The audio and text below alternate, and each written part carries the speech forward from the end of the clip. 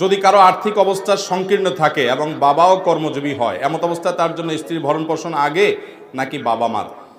বাবা মার প্রতি সদাচরণ করা এটা ফরজ, বাবা মার প্রতি আনুগত্য করা এটা ফরজ। কিন্তু যদি এমন হয় বাবা মার চলার মতো ব্যবস্থা আছে, তারা কর্মজীবী, তাদের উপার্জন আছে, তাদের মাস চলে, কিন্তু আপনার স্ত্রীর তার ভরণ পোষণ দেওয়ার মতো উপার্জন শুধু আপনার আছে, তাহলে আপনি স্ত্রীর ভরণ পোষণ দেওয়াটা আপনার জন্য আবশ্যক। মা বাবাকে ভরণ পোষণ দেওয়াটা আপনার আবশ্যক না, যেহেতু তারা তাদের যা আছে তা দিয়ে চলতে পারেন।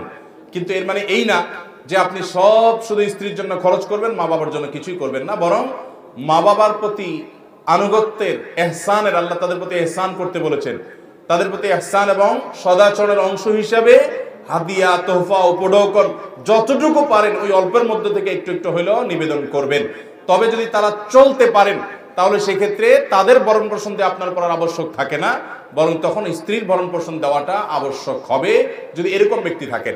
আর যদি স্ত্রীর ভরণ পোষণ দেওয়ার পরও আপনাকে আল্লাহ তাআলা আরো উদ্বৃত্ত রাখেন, তাহলে অবশ্যই আপনি মা বাবার জন্য সাধ্য অনুযায়ী তাদের ব্যয়ভার বহন করা, তাদের হাদিয়া দেওয়া, তাদের বিভিন্ন রকমের খরচ খরচা বহন করা, সেগুলো আপনার অবশ্যই দায়িত্বের মধ্যে পড়বে যদি আপনার কাছে সেরকম অতিরিক্ত থাকে। অথবা বাবা মার যদি উপার্জন না থাকে, যা আছে তা দিয়ে তাদের চলে না, তাহলে স্ত্রীর ভরণ পোষণ যেমন দিতে হবে, বাবা মার ভরণ পোষণ আপনাকে দিতে হবে। যদি তাদের অন্য কোনো ব্যবস্থা না থাকে তাহলে তাদের ভরণ পোষণের জন্য আপনি সাধ্য অনুযায়ী দিতে হবে।